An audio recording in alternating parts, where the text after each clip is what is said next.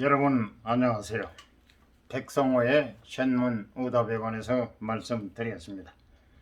치즈버거 안 파는 이스라엘 맥도날드, 예수라면 뭐라 했을까? 이스라엘로 가는 비행에서 내 옆자리에는 30대 중반의 유대인 남성이 앉았다. 기내식으로 비빔밥을 택한 그는 비빔밥에 고추장을 듬뿍 풀었다. 나는 그에게 말을 걸었다. 한국 음식을 좋아하세요? 매콤해서 좋아요. 유대인은 음식을 먹을 때도 지켜야 할 율법이 많지 않나요? 나는 정통파 유대교인은 아니에요. 성경보다는 과학에 더 의지하죠. 유대 율법에는 쇠고기와 소에서 나오는 우유나 치즈를 함께 먹지 말라고 합니다. 가령 쇠고기를 먹었으면 6시간이 지난 뒤에야 우유나 치즈를 먹을 수 있어요. 자신은 6시간이 지나야라는 율법을 지키지 않는다고 했다. 대신 소고기와 치즈를 동시에 먹지는 않는다고 했다. 이스라엘 맥도날드에는 왜 치즈버거가 없을까?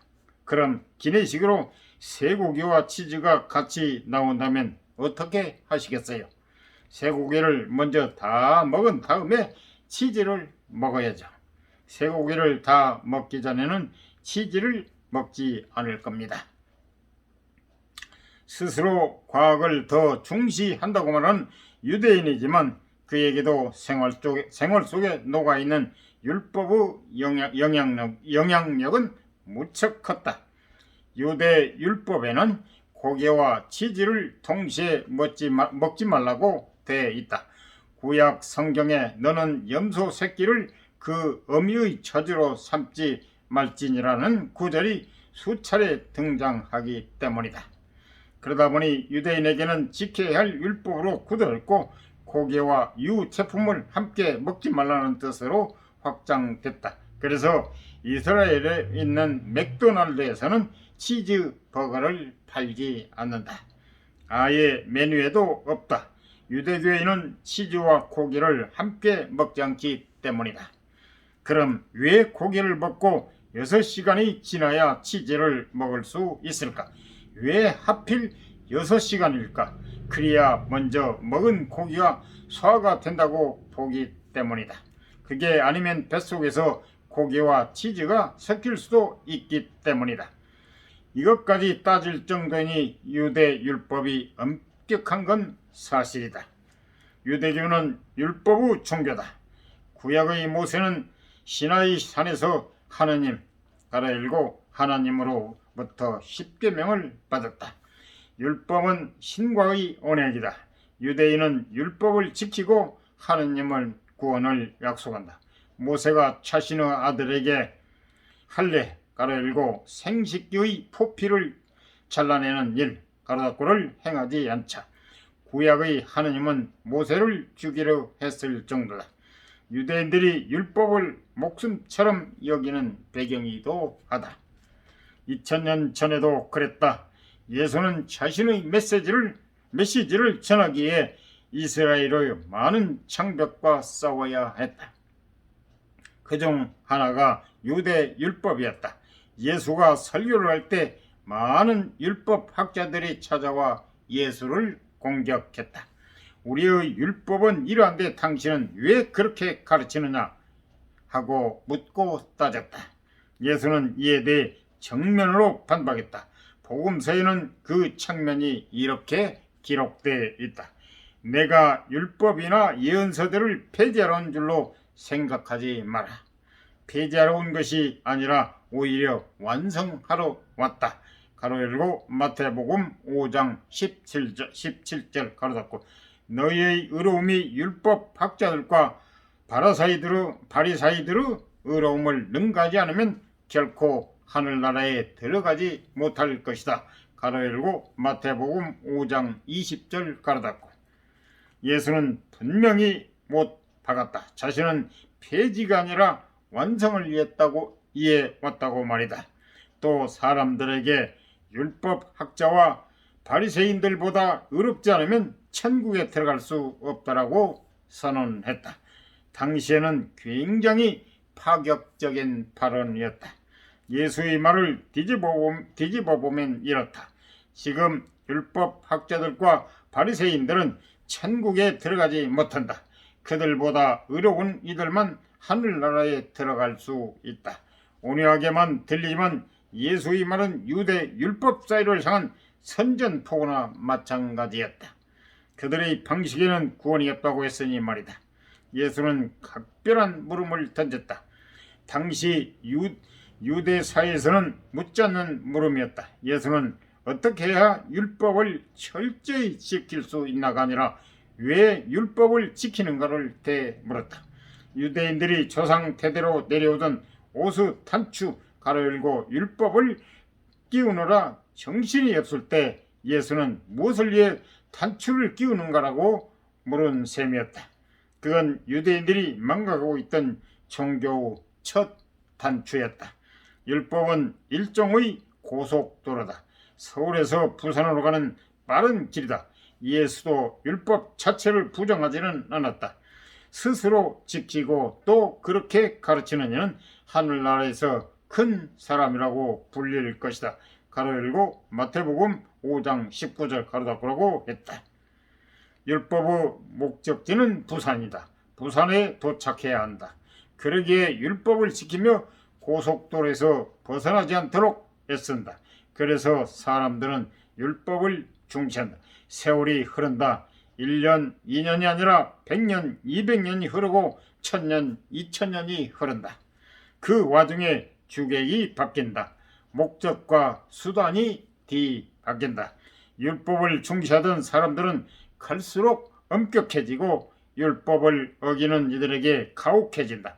어느새 율법 자체가 목적이 돼버린다. 사람들은 이제 부산이라는 목적지를 잊고 만다.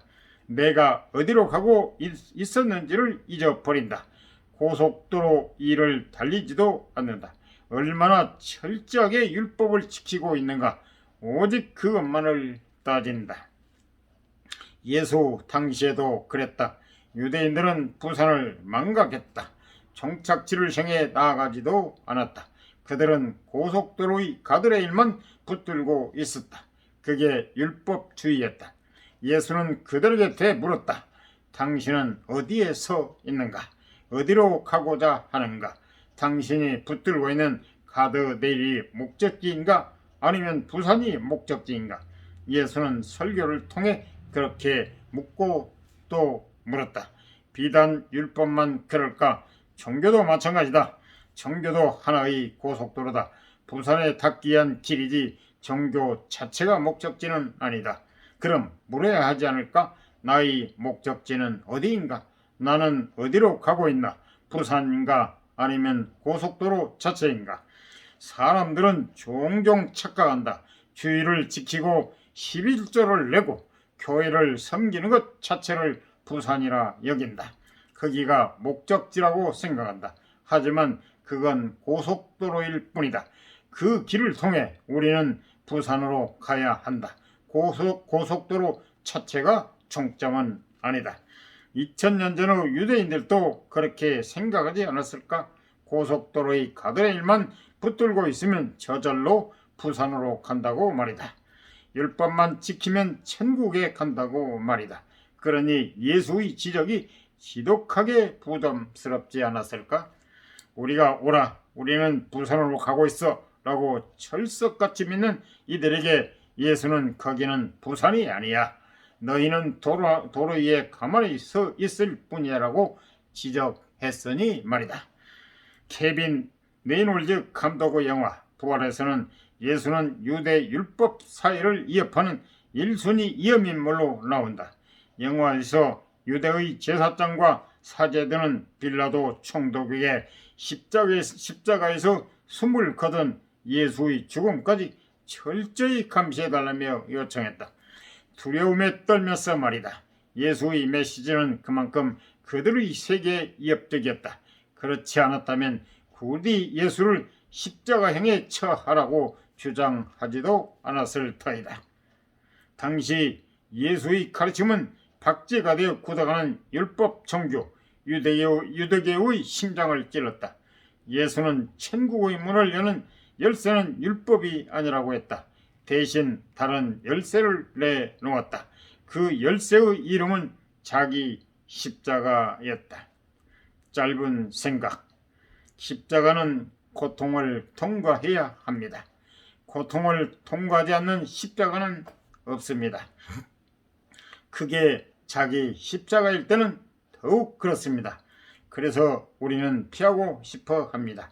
남이 짊어지는 십자가는 괜찮지만 내가 지는 십자가는 싫습니다. 고 옥하는 목사님과 인터뷰를 할 때 들었던 대목이 기억납니다. 설교 중에 자기 십자가를 말하면 교인들이 부담스러워하고 자꾸 싫어하더라. 그러다 보니 은연중에 설교에서 자기 십자가가 빠지더라. 나 자신부터 설교에서 그걸 조금씩 빼게 되더라.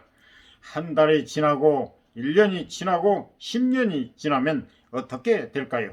이 땅의 기독교는 십자가 없는 기독교가 되고 맙니다. 사람들은 반박합니다.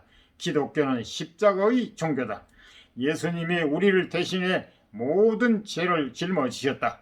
교회에는 예수님의 십자가가 있잖아. 그런데 기독교에서 어떻게 십자가가 없어질 수 있어? 그건 괜한 걱정일 뿐이야.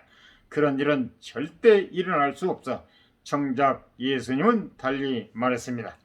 내가 나의 십자가를 짊어지고 가듯이 각자 자신의 십자가를 짊어지고 나를 따르라고 했습니다. 그걸 짊어지지 않는 자는 나의 제자가 아니라고 했습니다. 왜 그랬을까요? 예수님은 왜 자기 십자가를 짊어지라고 누누이 강조하셨을까요? 저는 그게 열쇠이기 때문이라 봅니다. 천국의 문을 여는 열쇠, 그게 예수님이 그토록 강조하신 자기 십자가와 연결되어 있기 때문이 아닐까요? 예수님은 이렇게 말했습니다. 마음이 가난한 사람들 하늘나라가 그들의 이것이다. 그런데 자기 십자가를 통과하지 않고서 사람의 마음이 가난해질 수 있을까요? 그리 보면 참 아이러니컬합니다.